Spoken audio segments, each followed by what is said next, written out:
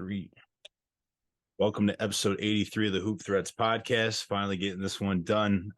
Jasper Williams of D4G, team takeover, 15U assistant coach, as well as Bishop O'Connell, assistant coach. Jaz, how's it going, brother? What's up, brother, man? How you doing? We finally getting this thing on the road. We long overdue, man. Out here living the dream, man. We're both busy dudes, so glad we could make this happen. So we'll talk about the training stuff in a minute, but where did your love for the game of basketball start? Talk about your early playing career. I fairly probably started playing when I was 4. Same process as everybody else, going to start with that mini mix kind of county ball. I started mine at Kettering, so I was on that infamous Kettering. If you play, if you know, Kettering, we kind of never lost. It's like a little dynasty in rec ball in PG County, because I'm from Northeast originally, but I played basketball in PG County growing up. So after that, I started my AAU career. It's funny that we say career, but it is actually in 2023 is definitely a career. But I started my AAU playing days with a team called Jabo Kennan. Man, we was pretty good. We had some of the guys you probably know, like Jordan Brooks, who's coaching now. Chris Wright. I think Chad Wilson was on that team, and he was younger because he's younger than me. So we started off pretty good, and 9 and under. And then I played. My dad started a team called the Maryland Crusaders, and I played with them all the way to it was times like high school AAU. And so that's when I was introduced to Keith Stevens and Stanley Childs, and I started playing with Triple Threat, which is now Team Takeover. I was on that first Triple Threat team with like Kavon Moore, Braswell, DJ Austin, who else?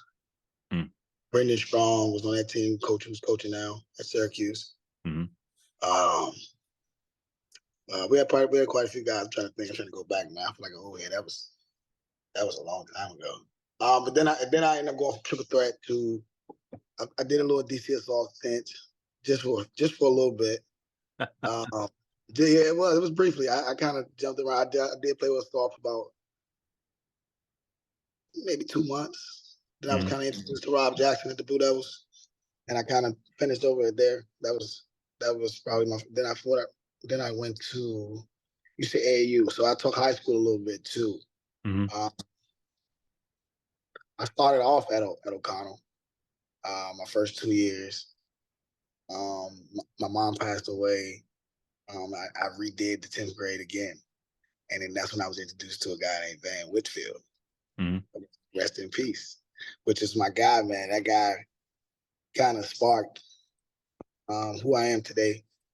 And the stack that I kind of developed today kind of started from Van, man. I definitely got to pay a testament to Coach Van. He passed away, I think it was late last year. So he just recently passed away too. He was one of a kind. When I started that, when I met Van, he was actually Southern Maryland Christian Academy. So we started off at Southern Maryland. And that whole entire team went from Southern Maryland to Progressive, the infamous PCA, Progressive Christian Academy, to where we made some noise, high school wise. If you know, I like to still talk about to my friends and my peers, kind of brag about high school days. We kind of still talk a little trash. I always say them WCS teams scared to put us on the schedule. They're scrimmages. And then we'd spank them, and then we'd never get on the schedule. And so that was always my little drag to my friends. Then I went off to play at Tennessee Chattanooga in the Southern Conference, which was a great experience for me. I learned a lot of my basketball habits, my knowledge, routine, everything kind of started there at Tennessee Chattanooga. we went to the tournament too, by the way. Mm-hmm. And I was there the Southern Conference year when Curry was the birth of Steph Curry. My freshman year, he was already Steph. Mm-hmm. He just came made that. I think where did he go? Elite 8 or Sweet 16? Mm-hmm. I think so, right? Which one? The Sweet 16? He went to Elite Eight. Elite Eight. He almost made That it. was Elite 8? For you. Yeah, I believe so. Who they lose I could be to? wrong. Wisconsin? I'd have to look it up. But just a question there. Did your game kind of change at all from middle school to high school to college, or was you were kind of the same player all throughout? From I would say, yeah, of course. There's always you're gonna have a sense of development. I would hope so, right? The sense of development was there, but definitely middle school, I was kind of coming to my own. I was crazy story. I was probably 11. I lost my voice because I lost my voice. I was yelling today. He's coaching today. Yep. I was acting a fool today. What was the question again? I'm sorry. The changes in your game from like high school to college. Yeah. I'm kidding. Middle school. So middle school, I was bigger than everybody. So I was considered the big guard. I was 6. Right now. I'm 33 years old. I was 6. I'm 6'1", 6'2". Mm-hmm. I wear a 12 shoe. When I was 11, I was 6'1". Well, actually, I was 6 foot, and I wore a 12 shoe. Right. So I was always bigger than everybody. Guard wise, I won't say I was the biggest guy on the team. Before as a guard, I was kind of always bigger than everybody. Mm-hmm. And I played like the 3-4, right? And my father kind of started his own AAU team to say, man, because you have to be a point guard if you don't grow. Yeah. Right. So that was kind of the foundation of that, me trying to make that transition to be a point guard.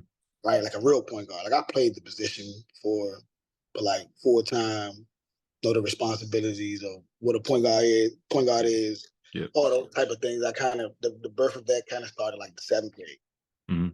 Probably like I was like 12 years old. And I'm trying to make that jump as a point guard. And I was trying to learn it. And so this was the thing for me at O'Connell. I always kind of tease Joe about it a little bit now because I transferred from O'Connell, obviously. So I was getting that point guard transition. And then when I got to O'Connell, they kept labeling me as a combo. I spent a lot of time off the ball. So that was the struggle for me because I was frustrated. I wanted to learn how to play point. I wanted to be a full-time point. I wanted to get into how to learn all the reads to the pick and roll. I was interested into that type of stuff early. Like I wanted to learn the pick and roll in 8th grade. That's why I try to teach kids that now. And even when you're younger, like the grassroots basketball, pick and roll is not as nearly as effective, right? Then the older you get, that's like the top action. Like, the highest level right now, the best action is a simple ball screen, right? Yep. And, you make your reads and, so I was kind of interested in playing the point guard wise and O'Connell, I was kind of, coming off the pin down because I could shoot the ball. So a lot of coaches used me as that, right? When I was really interested in trying to play the point. And that's how Van kind of got my attention because he, asked me, I mean, he wanted me to be a full-time PG. And so that's when that growth kind of started for me. So high school, I definitely try to make that point guard transition and learn all the reads. All my friends love to tell me I was a point guard that didn't like to pass. So that's tell you how good I was at learning the position. I obviously didn't learn it too well. Because I definitely was a shot first point guard in high school. Gotcha. And so that was the struggle. That was the process I had to learn in college to where just kind of learning how to kind of really get other guys involved. So that was the college transition of the point guard position. And I had my ups and downs. I struggled. But I seen some success. Like my first 8 games of college, like that year we went to the tournament, we played all the top 20 teams, Missouri, USC with Tosh Gibson and Daniel Hatchett, that group with DeMar DeRozan, the Missouri group with DeMar Carroll, Memphis with Tyreek. These was my first college games as a freshman, straight out of Progressive. Wow. Didn't win a game, but individually I had a good game. Like that's a good game. So that was a confidence booster for me, to say I could play the point guard at that level, right? To see I could see success against those type of guys at that level as soon as out of high school. But then I also struggled because then I could tell you a story where we played Bobby Mays, right, at Tennessee. This was Bobby was at Tennessee. He had that group with Wayne Chisholm, Tyler Smith. I think it might have been Scotty Hobson. I think that was after. I think Tobias came after. I think Tobias might have been there. Tobias Harris also was there too. At that. I'm not sure if he was on that team or the team after. I think it was the team after, but yeah. I think that was the team after too. I'm missing somebody, but to my point, like I had about 5 turnovers that game. You know what I'm saying? I struggled. They sped me up. They trapped me. It was another learning experience for me. So yeah, that was basically the transition of me just learning. And overseas, when I played overseas, I was, I could tell you the first experience me just walking in. My first experience was in Canada, but I can tell you one experience when I played in Spain, and I really went in there. And when I went there, the next day they had a scrimmage, right? And literally the next day. And so, I'm fresh out of college, so I get there and I'm just playing the right way. Like, you know what I'm saying? I'm hitting open guy. I'm passing in the game. Rebound, trying to do a little bit of everything. And I never forget this when he said to me, and it took me back to high school mode, right? And he was like, "Man, you're American. We need you to score. Like, you know what I'm saying? Like, you pass way too much." And, and I was in some low league in Spain when I first tried out. When I first got, I was in maybe the 4th league, and I ended up moving up, all the way going up to about lead silver, which is as of now lead silver, lead gold, ACB. Those are the top leagues in Spain now. And I was in the team that I was on, CB Almanza. Now they are a lead gold team, and I helped them get to be lead gold because I qualified I got them from league to league. I got them to jump 2 leagues, so that was a cool experience too. And it took me back to my high school days. I was shooting 20 shots a game. I was looking guys off. I was shooting fade threes. It was basically like a little throwback for me. So it was a great experience, man. I can say I definitely had an experience basketball wise. That's kind of what I try to give back to the kids to get the most out of the game. Yeah, the overseas experience is always a wild one whenever I'm interviewing guys. But let's take back to college real quick. After you won the SoCon as a freshman, led the conference in steals as well. And then transferred to Hampton after your sophomore year. I ended up winning a championship there. You guys had the unfortunate circumstance of playing Kyrie and Duke in the NCAA tournament. Talk about that experience of transferring to Hampton and kind of what went into that decision, and then we'll kind of touch on the professional stuff. Oh no, crazy that Hampton thing kind of came out of woodwork, man. I thought I was actually going to Morgan with Todd. With Bozeman. That's what I thought I was going to end up going when I was transferring because I kind of wanted some comfortability to kind of be myself. You know what I'm saying? But at the time, Harvey Grant was getting on the staff at Hampton University. Right? If you actually go back, Harvey Grant, they played for the Bullets. Jeremy Grant's dad. My fault, excuse me, bro. Jeremy Grant's dad. We all go way back, right? Because the older brother is my age, and we started on that Kettering team that I told you about. He was on that team, right? So that's Jure. Gotcha.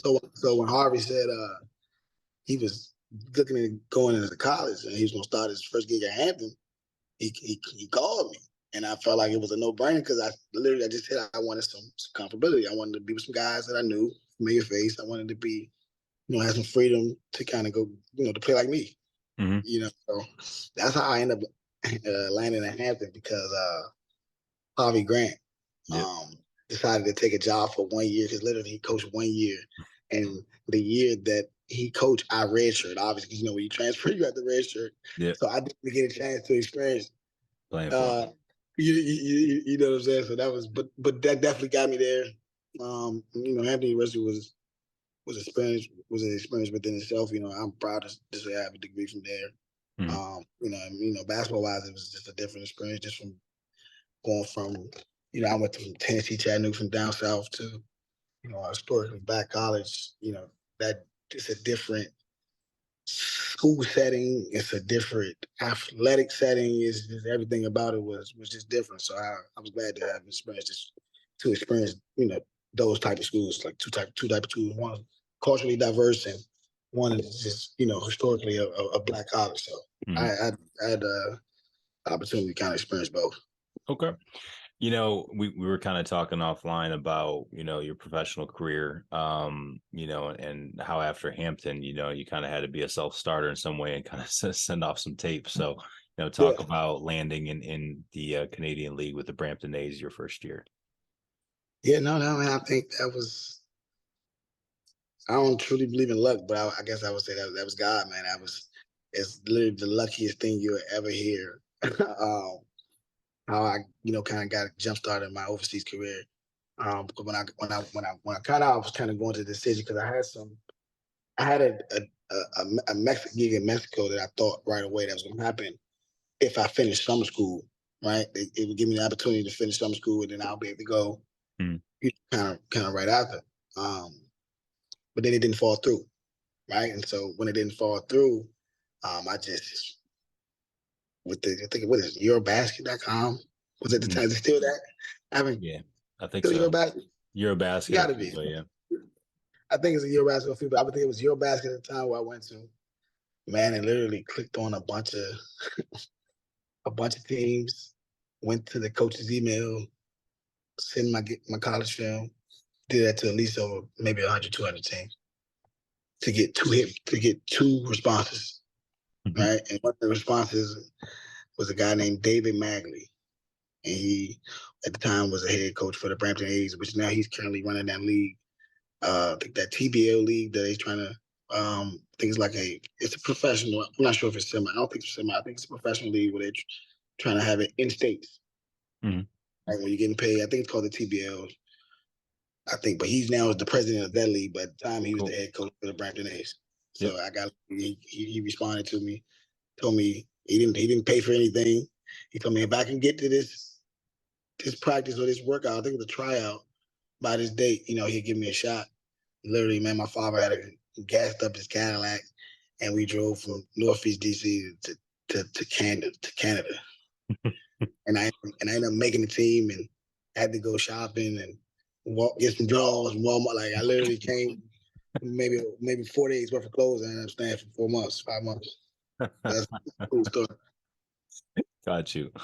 So after that, you played in Spain for 2 seasons and then 2 seasons in Mexico, and then the TBL League in Ohio in 2018. Throughout all of those experiences, talk about, kind of maintaining your confidence in your game, and knowing what you bring to the table and, trying to provide that to each team that you're on. Oh, man, I think that's a great question. I think the testament of that is you show you how hard it is to be a professional, right? Because you always have to be ready. And then I think as a professional, you have to be efficient, right? And I was a guy that was like high volume. Like I would consider myself a high volume guy when I played. I could get as hot as with the best of them. And, I could also, get cold as well. But I would always shoot. But, that was never the question, right? So I was more of a high volume type of guy. And I think when I was trying to do the professional thing, I think one thing that it told me was roles, how to be a professional, just to always, staying ready. I think that's the hardest part is when it becomes a job, right? It kind of takes the fun out of it, genuinely, right? Because now you feel like you have to make a living off of it, right? So now that's a different ball game of basketball, and that's when you kind of test to see if you really love the game of basketball. That's when your love, I feel like, is tested when you got to try to, provide, make a living off of it. Got you.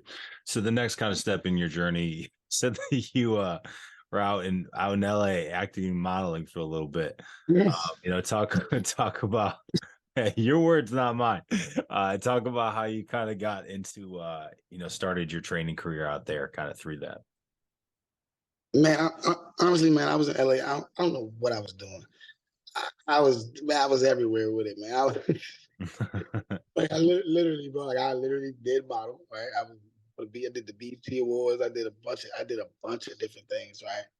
Acting school, the whole 9 yards in like my 3 years in LA. And I honestly don't know why, right? I was just trying to figure out. I think I was just trying to figure out life at that point, trying to figure out, what was my calling? What was I here for? Trying to make an honest living. So I think I was just trying things in Mhm. LA and letting people put batteries in my back, and it really turned into like the more cliche little kid when your mom tell you can be anything you want to be. I was literally trying to live off that, right? Trying to figure out my life out there, right? And that's kind of where the birth of like the D4G stuff um kind of started. I had a guy. I was living in downtown LA, and there's a building called the Orsini, right? So you had like a court inside of the apartment complex, Mm. and so this is why I was kind of like in the back end of me trying to say, all right, I've been going overseas, but financially, it's not growing. Like, right, I was complacent financially, and I was kind of over that. Right, I feel like I was getting to a certain age when I want to make a certain amount of money. Yeah. So that's when it started, like me virtually. I was trying to figure out, other things to do, and so I was playing a little pickup, and I'm still in contact with this guy too, man, because I always pay him homage of how he kind of started um, my brand, and I say that he started my brand because he gave me the idea. He gave me purpose. He made me say, "Oh, I need to go home Mhm. and do what I'm trying to do. Instead of doing it in LA, I need to do a home where it kind of makes sense, where my name ring a little more bells." Mhm. Um, and there's a guy. He was at community college, Pasadena Community College. That's how I got introduced to and heard about Joe Hampton. Because Mhm. at the time, Joe Hampton was out there um, at a community college grinding, trying to figure it out, trying to get back. Right. Mhm. And that's when I first heard. We didn't know each other at the time, but that's when I first, heard of him because I was supposed to get a big dude that's supposed to come in there and could train, right? That was good basketball, right? So Gotcha. it was a guy that was at the Pasadena Community College. His name was Taylor Rand, and he was guarding me one day in pickup. I had a good day on him, and so he asked me to train him. And at the time, I didn't train anybody. I had one client. I didn't think about being a trainer. It was never in my mind to even go that route. And this kid asked me, and so I was, me trying to find a, lips. I'm like, yeah, like okay, I train you. Then he called me and was serious and was asking for dates, to get in the gym. And I'm just making up stuff like, cause I ain't have nothing planned. And he came in and worked out. Maybe probably worked out for a couple of weeks. And it's a testament, and I even scratch myself on the back because I always say, man, in today's world, like, wow, that's crazy that I did that. So I recognize his story that he was a college guy at a community college, and I noticed he was, catching public transportation to me. He was just grinding to get there. He rode a bike one time, right? And Mhm. I'm noticing little small stuff like that. And so then I try to dig into like, man, who you here with? Like, you from, what's your story? And he was just grinding, man. Trying to be a college basketball player.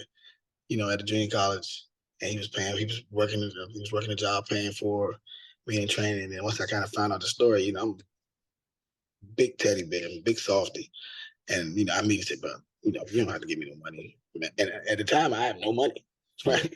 Yeah. And so to tell a guy to tell a guy not to give you no money and you have no money is crazy. And you're trying to start a business, right? Yeah. Um, and so yeah, that's what made me go home, man. And that's what started like the birth of the D4G, and I kind of went home, and I was at the time I was in LA, and I had a conversation with Tony and Kevin, and Kevin put me in the pocket with Tony to coach the AAU team, and that kind of started me being started the Team Durant thing when I started off coaching 7th grade. Yeah. For 3 those years of the ago. people that don't know them on a personal basis, this is Tony and Kevin Durant that he's talking. Yeah, yeah. Cool. So But you, that, so you that kind of kind of got started, yeah, that kind of started the birth of the coaching and the training at the same time. Mm-hmm. Like, Gotcha. it started around the same time. Gotcha. So you kind of mentioned that a lot of the training was, self-taught, just stuff that you had picked up, overseas, high school, college basketball. Who do you could credit your development as a player to? Uh, I definitely have to say my pops. Mm-hmm. Because that's definitely where the foundation started. He's the first person to put me in the gym, first person that's trying to teach me anything, basketball wise. And I definitely have to say my pops and a testament of me just studying the game, because I became a student early. Mm-hmm. Like I studied the game early. I had all the Come Fly With Me tapes before it was actually you watching the film. I had all the VHS tapes. Somebody as a kid watching basketball in the VCR, watching for 3 hours. Take that when Come Fly With Me is done. Watch the USA Dream Team. And when the Dream Team is done, let's watch the Sebastian Telfair through. Like I was watching. I was that guy. Yeah. I was that guy. So I would say that my pops, the foundation of my pops teaching me, and then me just, just being a student of the game. Okay. So that first year you had one hell of a mob coaching, AAU, the 7th grade team takeover, or sorry, Team Durant. And that was Anthony Gilks, Ahmad Noel, AJ Swinton, Jaden Harris, Del Jones, James Evans. That's one hell of a group to start with that, they're all kind of in pretty good spots right now. Talk about what you've learned as an AAU coach, kind of when to speak up, when to just kind of let them work through, shooting slump, talk about that. And then we'll get to your takeover group and then some of the high school stuff after that. I mean, at that time too, I thought I knew a lot, but I was teaching myself. I was learning coaching, how to coach too. Right? I might have knew basketball, but it's different to even knowing it and then learning how to teach it, and then learning the terminologies that the high level guys use to teach it. And that's what that group kind of taught me. They just taught me how to coach. I knew the game, but I never taught it to anybody. Mm-hmm. Right? So that's a different dynamic. And so those is, I got blessed to start with some, but that group just helped me just coaching and teach. Because AAU, I think it's a different brand of basketball. We've seen the AAU in the high school level. It's a different brand. Basketball where you kind of want to display the talent, right? Put the talent in space, display the talent. Where high school is obviously more team oriented. You start to see all the different sets and all the different it's all the different team stuff. And so that's probably the with that group and with with AAU was kind of taught me when I was first getting into it. It just basically taught me how to teach, man. Mm-hmm. That lineup you said was crazy. That's a great 24 lineup there too. Fantastic for sure. So let's get into the training a little bit. Kind of give me your State of the Union address on trainers, what's good, what's bad, what you would like to see change, and what you'd like to see more of as far as, the fundamentals of the game being taught in these training sessions. Man, I think you're trying to set me up. No, man. I mean, what's let me rephrase this. I think I got you. No, I can answer that. I'm just joking, because it's definitely everybody have a preference, and everybody have an opinion. I definitely can share mine.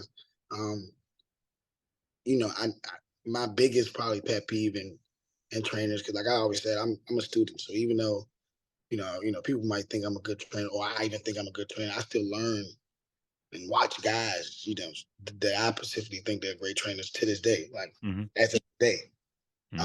So I'm always trying to kind of still learn. But I probably say my biggest pet peeve is just the drills with no purpose, no wise. It's efficientless.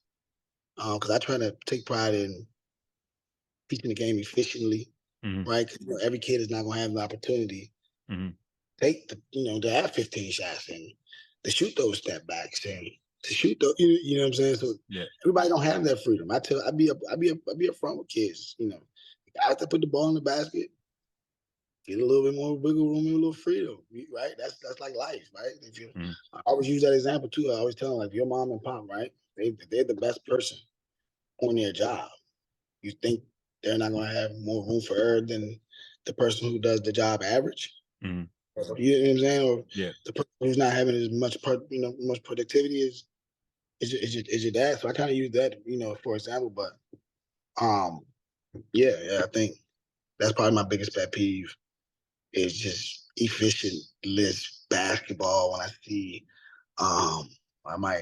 you might just see 40 guys on one basket, training, doing the same thing. mm-hmm. And it might be different skill level, different ages, and that's to the point to where it's just he's obviously just training for some couple dollars yeah, because it has no purpose to it. You can't tell me, even though they might tell you it's not, right? mm-hmm. And that's nothing necessarily wrong to train for money. It's a business, but The next part of it, and then we'll kind of switch over to high school coaching mode. okay. When it comes to AAU, working as an AAU coach and a trainer, what have you learned about managing expectations and making promises to athletes and their families? Yeah, I think that's the key right there. You don't. I think everybody has expectations, but you don't make promises, right? Because expectations, I think, is the goals that the kid want, right? So mm-hmm. you don't make the key promises. But what you do is you kind of be genuine, you kind of be upfront. Now, everybody's a different talent and different level. And you approach every kid differently, right? But you kind of just what I like to do is kind of set the standard, right? And then that'll tell me if I truly want the kid. If the kid meets the standard, right? Because the kid can be talented, can be a lot of things, right? But if he don't meet the standards, he's going to be tough to coach. Mm. So for me, it's about kind of letting on the blueprint, just seeing, what type of kid did he come from, as far as his basketball setting, not livelihood, but the programs that the AU program that he might have played for, kind of things in that nation. That'll tell you a lot about the kid. Literally, if you guys didn't know. So for me personally, I don't make promises. I kind of be upfront and kind of set the standard that I want, right, for the kid to meet and for the parents to meet, right, because I got to meet the parent standard too, for their kid, right. So that kind of makes me, or not makes me, will help me make a decision about if this kid is truly a fit for what we're trying to do, right? Because it's all about fit. If the kid don't fit, no matter how good he is, he won't be successful. That's just kind of point blank. So I think that's the biggest thing. Just trying to see if it's the right fit. Got you. All right. So, you were coaching AAU, I think, for 2 years, maybe 3 before you started at O'Connell. How'd you end up coaching high school basketball under Joe Wooden at O'Connell? It's kind of a funny story. I was coaching. I was with Team Durant at the time, and we had a tense game too. It was a very good game. We had I think it's all the guys from the Skills Factory now that's on 24, but at the time they was Free Bands Elite, right? That was the name of the team. It was Futures, the rapper Futures AAU team that he sponsored. That was from his kid, and the kids were pretty good too though. Like they wasn't no slouches. Like they gave us good games every time. Mm-hmm. And Joe just happened to be at the game, and he went to he came to approach me and asked me about Jaden and Dale, right? And as he's asking me about the kid, he's just looking at me, and I'm not going to say like who I am because I want to see if if you truly remember me, right? So he was just he was looking at me. He was like, man, what's your name, man? What's your name? And I was just being funny. I was like, Jasper Williams, so how you doing? He just lost it. The fact that he was approaching me and he lost it. I know numbers of reason why he lost it because I wasn't the coach's pet type of kid growing up. I was the older I got, probably the more high maintenance I got. Be being totally honest. I wasn't the easiest kid to coach. Yeah, gotcha. And you'd been So out I of the area for quite quite a lost. bit at that point too, so that checks Yeah, out. yeah. Yeah. So, talk about, once you got there, obviously you've been involved in recruiting. Describe the ideal kind of Bishop O'Connell student athlete. When you're recruiting, kind of what are you looking for? Oh man, I know it's gonna sound cliche, right? But that's how I know I'm really, turning myself into a real coach, which I always laugh at. But I say that I end up turning to be a coach because I was always the guy that didn't like the coach. He's always that kid, right? Mhm. Talk smack about the coach, and I was that kid, right? So the fact that I turned out to be a coach is crazy, Ironic and funny. Yeah. man, right? So, I'm definitely looking for the clichéest things that you can think of. Body language, mannerism. Is the kid even playing hard? Like Mm. that's a skill within itself, right? Especially in today's age, because it wasn't a skill when I was playing because everybody wasn't as talented, right? So it's Mm. like you had your guys that was good, then you had your guys that were bad, right? Now all of these guys to me, just me being a trainer and the amount of kids that I've touched and seen that walked in and out of my gym, man, all these kids, they're pretty good. Like, they can do, all these kids can do all the moves. They all jumping around. You know what I'm saying? Mhm. They all doing this, but, how hard are they truly playing the game and are they coachable? Like, can I coach this kid? Mhm. Not how good it is, how good the kid is. A lot of these kids, they're not coachable. You can't coach them. Mhm. Right? So that's literally the first thing that I'm thinking about, man. If the kid is coachable, right? If he's not doing something, well, how does he take instruction? Does he embrace coaching? Because I always tell the kids, the good ones embrace it. Mhm. They embrace coaching. Nobody thinks they're good enough not to be coaches. That's why you have a guy like Steph Curry that have a coach. They say that's the best shooter in the world. Why does he have a coach? Mhm. Why do he still need somebody to give him instruction? Why does he still need somebody to guide him? And to instruct them about what they see and how to play the game, right? Mhm. So it's like that's the biggest key for me. When I'm looking at a kid, don't matter the talent. And of course, I love a guy that can put the ball in the basket. Like you know what I'm saying? Like who doesn't? Right? And you coach a couple of them now. I definitely do. And Yeah. who doesn't love a guy that can put the ball in the basket, right? So that's kind of what I'm looking for in a kid, man. If this kid down in the stands is he cheering for his guy? Is he, is he a good teammate? Can the coach get on him? Can the coach him? And that's literally those boxes have to check before I even look in to see how actually good he is, right? Mhm. What's his strengths and weaknesses? When you dig down into the detail of the game, I don't even look at that if he don't check those boxes. Mhm. Got you. So headed into this next season here might be the most kind of loaded roster that O'Connell's had on paper, since started coaching there. With Jaden Harris, AJ Swinton just transferred in, Wyatt Norton transferred in, Quincy Wadley, Adam. I'm not going to try to pronounce his last name, but Adam. I still struggle with it. Man, that's my guy too. The Calkers still have another year too, correct? The Yep. brothers. Yep, Yep. they have another. Talk about kind of the depth that you have in this team and, how excited you kind of are for the season to get going here. Man, I'm excited. I'm excited. I'm excited to see, collectively how this group collectively can guard, right? 'Cause I think that's the testament of how good we can be as a group, right? If those guys that you just named, can they get down in the stands, and keep their guys in front and hold the possession out and rebound and share the ball with each other, be great teammates to each other. I think if those boxes check out, we won't just be good on paper. Because right now we're great on paper, right? Season haven't started.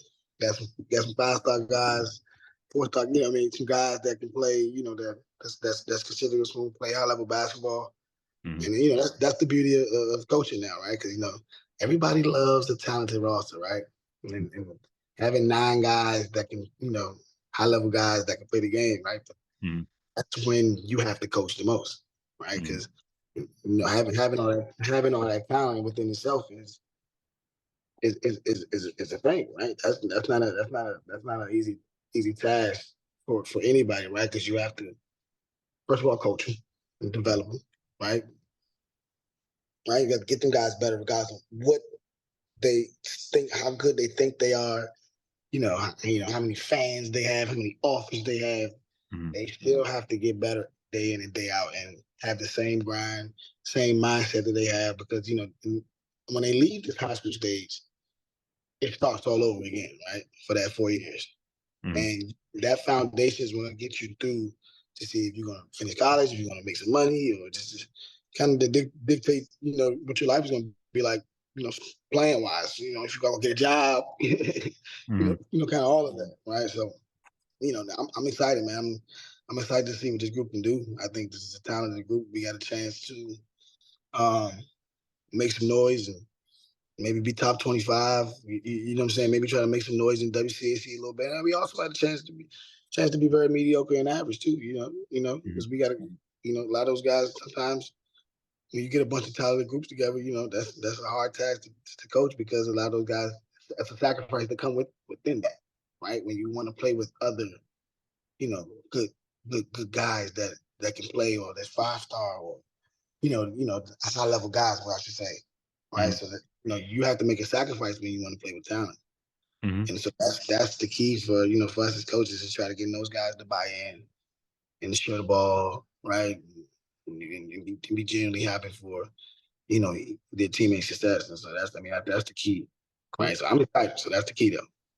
So, parents and players sometimes have a very specific plan for their son year to year. That doesn't always work out because of coaching changes, depth chart, injuries, or honestly, sometimes because the player isn't as good or doesn't progress as well or as quickly as they planned. Sometimes maybe the plan wasn't a realistic one to begin with. What advice would you have for, middle school coaches, players, and their parents and their families and kind of people around them for, what should go into the high school decision process and then eventually the college decision process? For the player, probably advice I have for the player, man, is just try to get better every day, right? Just put the work in, the necessary stuff that you trying to define what hard work is, right? So our kids don't know how to work hard, right? So you find your bar, right, and you set your goals, and you every day you strive to hit them, right? So I think just working as from the players' aspect, just trying to develop and get better every day Mm-hmm. is the advice I would probably give for the parents. For the players, but for the parents per se, I just think you find, that person, that guy, that coach, that mentor, that you trust, right? And you trust, you trust your development with his son, right? And then understand it's a process to it. It's never overnight, it's never an overnight thing, right? And once you find that trust, and you just kind of find that trust within that person, you just trust the process of the development stages of, getting better, and parents letting kids letting parents letting somebody hold your kid accountable, right? Mm-hmm. And I think that's the biggest thing for parents, is when they're looking at it from a dad or a mom perspective, when the coach is looking at it from a coach perspective, right? So from a dad or mom perspective, it's just strictly about their kid. Maybe it could be the development of it, but anything is about the kid. When the coaches is more so about the team, more the win or the loss, right? Mm-hmm. Right. So I think for the parents, they just got to find that guy or that program, right, that they trust, and man, and their kid work hard, and they just trust the process, and really to just getting better in development. A lot of people want to get better, but they think that's a overnight process. Definitely not quick.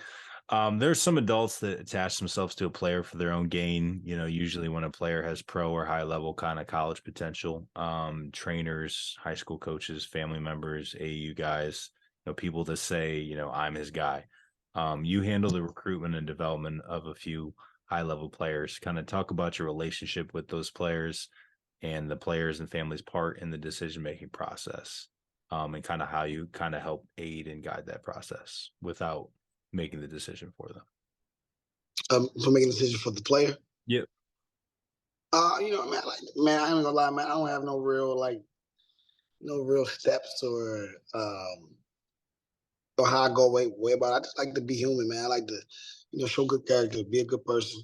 I'm be relatable to the kids because I was a basketball player, so I know exactly what they're going through and at the stage of development at that time, that perspective time, what they are, right? So I don't necessarily have um a way about I do things, man. I just, try to have good character and make it a testament to my character. Maybe watch somebody and want to trust their son to even be for me to be their coach, right? Mhm. Trust me with their son to be their coach or their trainer, right? Or just be a mentor in their life. Because, like, for example, on my full time job, I'm a dean for eighth graders, right, for a school, and so I deal with kids every day. You don't necessarily have to do with me helping them sport wise, right? I deal with kids helping them on their livelihood and try to keep kids in school and off the streets and even stressing how educating is important to kids that don't never touch a basketball, a day in their life. So I truly try to stay.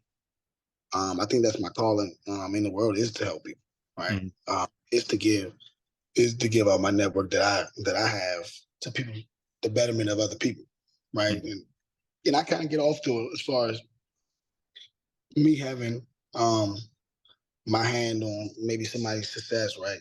Not to, as of like a stroke, but I just love to know that I maybe help that person be successful, right? Like that's a good feeling for me. Like you know what I'm saying? For me, that's my thing, Mhm. right? So that's something that I kind of hang my hat on. So I think sometimes people might can see it and maybe take a liking to it, and and let me like trust me to maybe coach their son or develop their son as as a trainer. Mhm. Yeah, I think it's just important for, people to know that, in those situations, the kid needs, guys like me, guys like you, we don't need them to get to Yeah, where we go. that's funny that you even say because I, that's my biggest flex, right? I love saying it to the kid, right? Because I think that shows the kid. First of all, I love. I'm relatable, so I love to show a kid that man I'm lit too. Like I don't, right? Like I don't need you. Like right? I don't need you for me to be successful. I actually think I can help. I think I can help you. Like my network can help you be successful. Like right? Mhm. You can't help me. Like what can you do for me as a 15-year-old kid that can maybe make the NBA? Right? Yeah. Listen, that does nothing to me. That's too long of an investment for me to even try to reap the benefits of the profits in the back end, right? I don't even, what I'm saying? That's actually my pet peeve when it comes to certain guys that do coach, right? Or you kind of can see that right away. But that's why I like to kind of that's my flex when I deal with these athletes and even kids and when I work in the school system is like I can help you. You can't help me, buddy. Trust me. Yeah, let's talk about one of those, really high level kids, Quincy Wadley, class of 2026 guard, kind of came out of nowhere, at least for me. Um, I just pulled up at DeMatha last year because it's right around the corner from my house, and I used to coach there, and had a great game, 27 points. I think he shot over 50% from three that game. I think you guys got out of there with the win as well. Talk about his development and kind of what the approach has been, whether as far as his mentality since, he's kind of on radars now and got first team all WCAC as a freshman and started to get some of these offers and looks and consideration. No, man. The kid got a chance to be special. Um, he has an old soul. I always tease him about that. He has an old soul. What I mean by that, he's not like the generational kid who's want to put all this, his stuff on Instagram and, be on Instagram, playing the game for likes and comments. Like that kid is a gym rat, Mm-hmm. like a gym rat.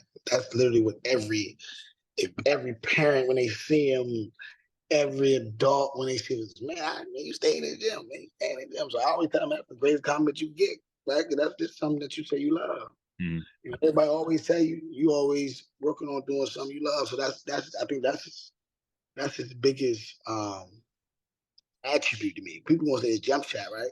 I think he truly have a love for the game. like the old school guys, how you see brought up. Like he don't play it for, the likes and the comments and the accolades and what comes with being a good basketball player, right? That kid generally he's not even into it. Mm. I'm actually trying to get him more into it, right? Like man, this, like bro, they giving on NIL, man. They giving you guys some money, right? Build your brand, yeah.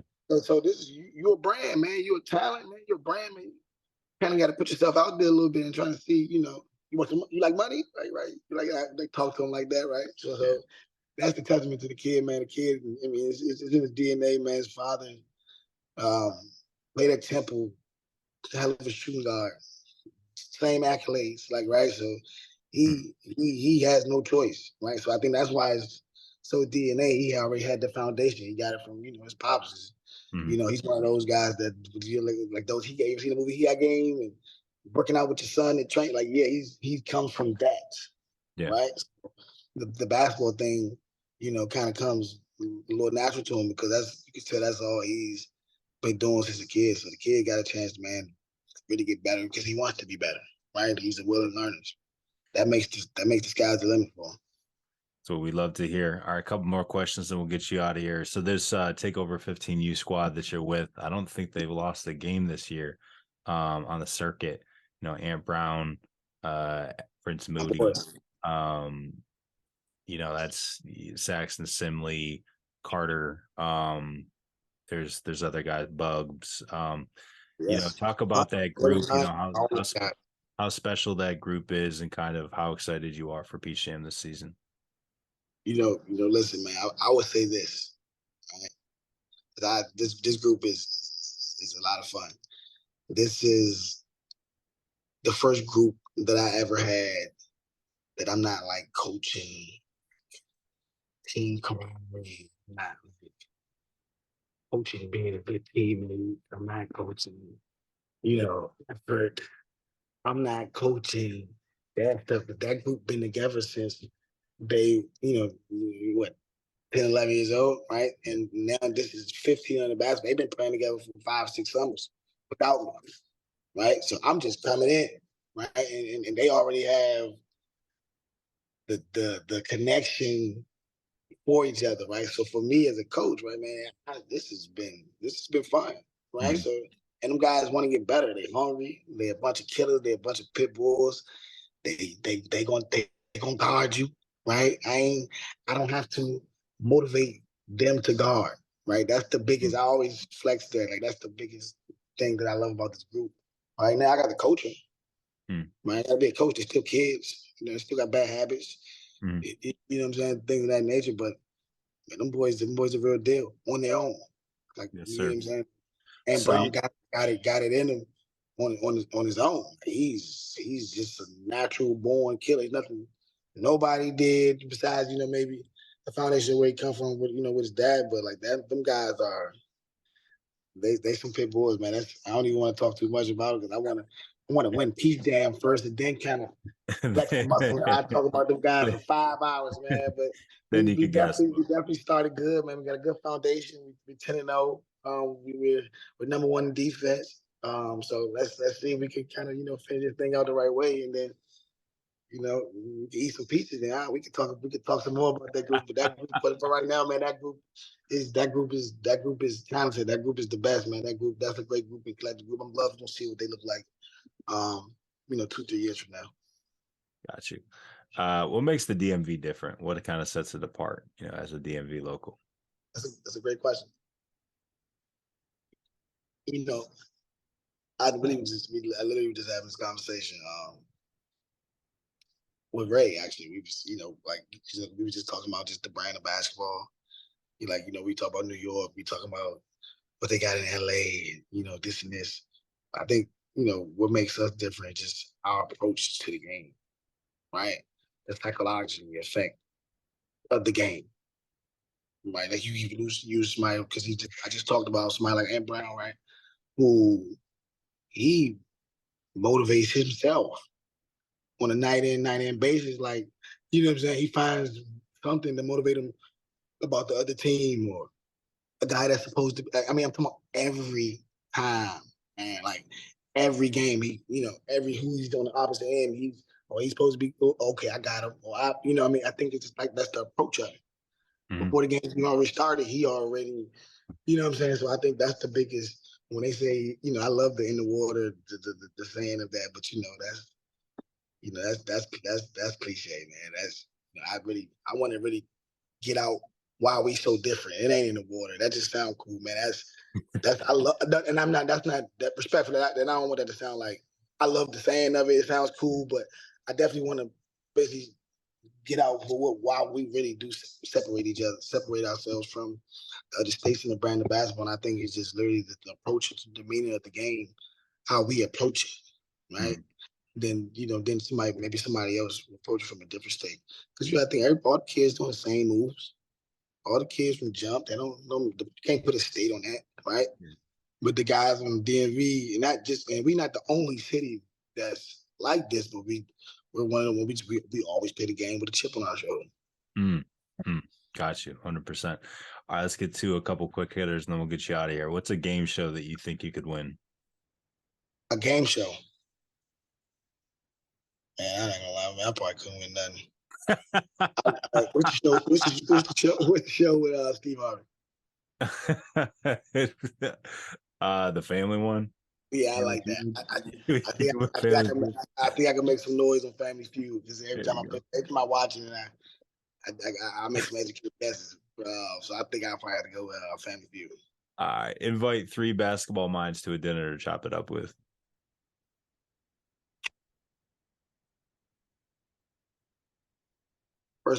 First gotta be Kobe. I think that would be the first. You said Kobe? Yeah, the Bean would probably be the first name. I also will probably have Phil Jackson in the room.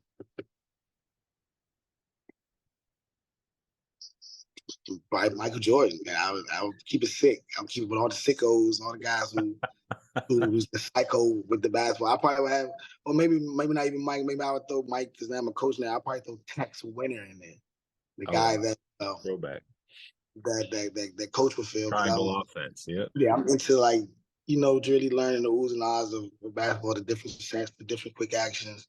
And I would love to have Kobe in there because just the psychological of basketball. Like, I love that part of the game. As far as recruiting goes, who's the one that got away that ended up going to do a different high school? Different high school? Yeah. Shoot, man, a lot of them. You got to pick one. Who's the one that you really wanted in that O'Connell uniform?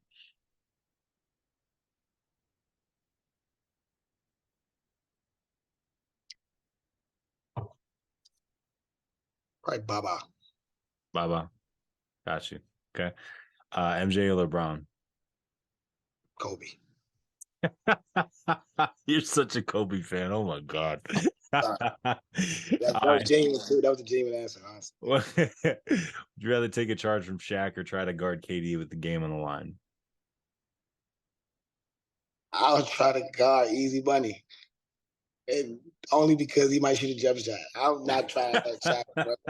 I was not physically into game like that, man. I didn't start taking charges until I got to college. What's the best basketball dynasty you've seen? I'm going with Lakers 3P. Got you. Who's an underrated Twitter follow? Underrated Twitter follow? I honestly don't know, man. I don't. You're not really on Twitter like that. Yeah, I'm not really on it as much. I have one, but I don't use it anymore. Because when I started, I got older. I got tired of it. I don't really want to tell people what was really in my mind. Okay. What's a great podcast or kind of YouTube series or a trainer videos that you watch very often to pick up some new stuff? The podcast I watch all of them. I'm not gonna lie, I'm like the one I'm watching now. I probably started with like All the Smoke. I love the Quentin and Darius Miles one. I started with that. Knuckleheads. But Knuckleheads. But and I'm a Hibachi fan. I'm a Gilbert Arenas fanatic. Gilbert Arenas is probably one of he's in my top 5, top 3 of favorite basketball players. So I'm big on Gil. But today I've been a lot on JJ. and I love Paul George's new podcast. Okay. What was the first time that you were in a room when you realized you don't, know not anything about basketball, but as much as kind of some of the people around you? I don't think I've ever been in that room. But I will say, I won't say it like that because there's levels. I would say I had a moment like that. Okay, I can tell you definitely I had a moment like that. I had a moment like that when KD was kind of telling me like the Laker playoff game stories and the stuff he experienced. And I'm a Kobe fanatic, so I really was listening to him like because he definitely man, bro, if you really had a 7-game series with Bean, like man, like. And matched up. He sent him home too. And yeah, he loved to tell me that part.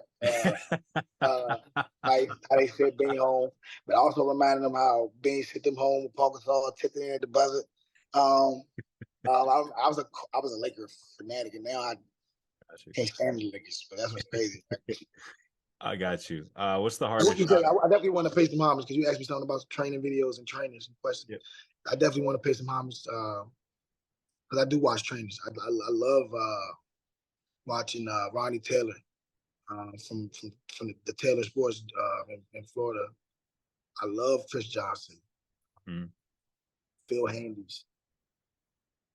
And I even want to say, from a film perspective, how he breaks down film, I love Drew Ham. I think that's his strength, how he can break down film and, and really, break it down in detail too, though. Yeah. He can tell you how much you shoot going left, the percentages you shoot going left, and from this spot, and how many. Like I love that because I want to kind of develop into that. There you go. Yeah, 100%. What's the hardest shot in basketball to shoot? Like my answer is, when you're in transition, you get that ball, right around the block at the last second, and you got to get off like that floater, but you can't use the backboard outside the paint.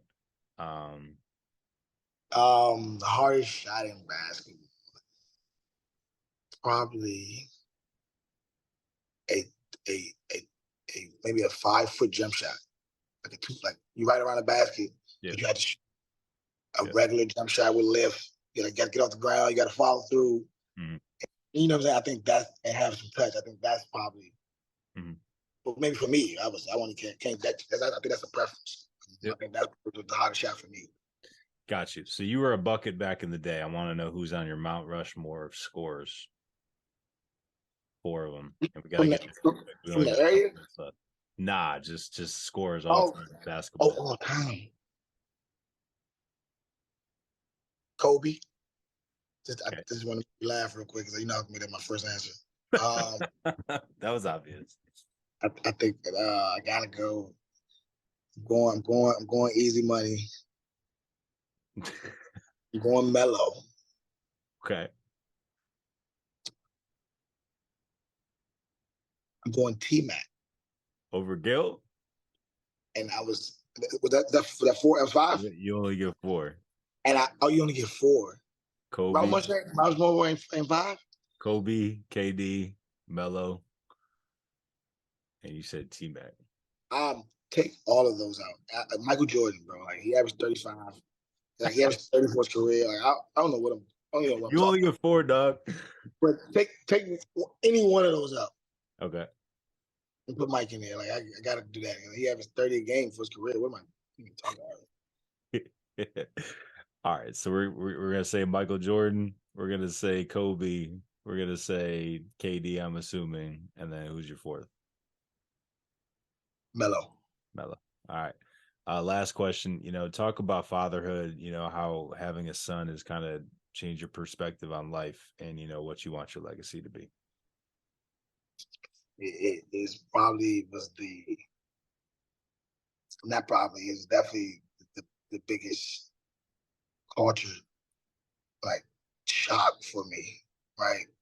Was to when you not be a dad and to be a dad the next day, right? That's like it was like the biggest culture shock for me. And I kind of learned, as I went, but it's not a hard process for me because I was raised by a man, right? So my mom passed away, at an early age for me, and it's just always been me and my father, right? So, you know, it feels second nature for me, man. It feels like something I'm supposed to do because, you know, I was raised that way. It definitely put purpose to my life. It gave me a why. Really a feeling that you can't even put into words, brother. I ain't gonna lie. And trust me, and I'm saying all this, and my son 3 years old, and he don't listen, right? So for me to say all this, Where does right, he get that from? DNA, man. So, you know, just like I just told you about, we been talking about that for DNA for the whole episode. That's DNA, man. I was definitely had my own mind, and that's the biggest thing I love with my son. That he's 3, and he has this trait early that he just have his own mind. He does what he wants to do, right? Like, and I mean, like he could be a bunch of kids playing over there, but don't get it twisted. He's a people's person. He'll go over there and play with the kids if he wants to, but you know, he'll stay over here and do his thing too if he wanted to as well. So I love that about him because that's kind of something that one of my biggest traits. Good at pros and cons about that, but definitely one of my biggest traits. Cool. And then the last question I forgot to ask: what does D4G stand for? D4G stands for Destined for Greatness. Kind of picked it up from my pops. He always that was always the saying to me growing up. I mean, that was kind of something he lived by. That was his motto. That was his saying. His email is Destined for Greatness at Gmail. Like that was something that he always just said to me and embedded me at a young age. Something that always just stuck with me forever. I used it. I really thought I was destined to be great. And I got into a point in life where I was trying to figure out, you know, what I was going to do, right? And you know, I kind of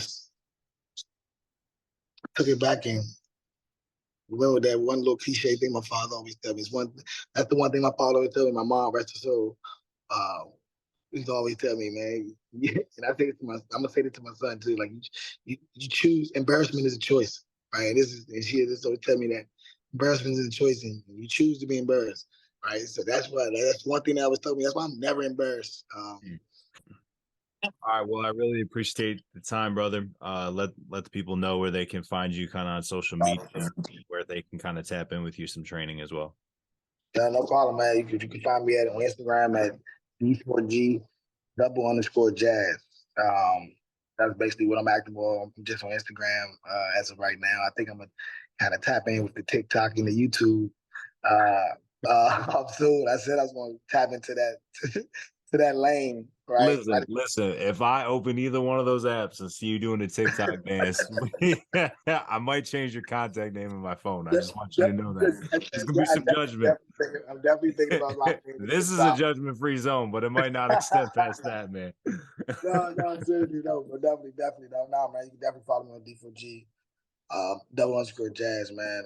If you want any training, if you want any development, anything, just advice on the game of how to get better, you can send me a message on there, and I definitely tap in with you. Appreciate you. Yeah, I got my brand showing. Just like, you know, I had to kind of, you can't just show yours. I stole your background swag. You actually literally told me how to do it before we went live. Yeah, I swear.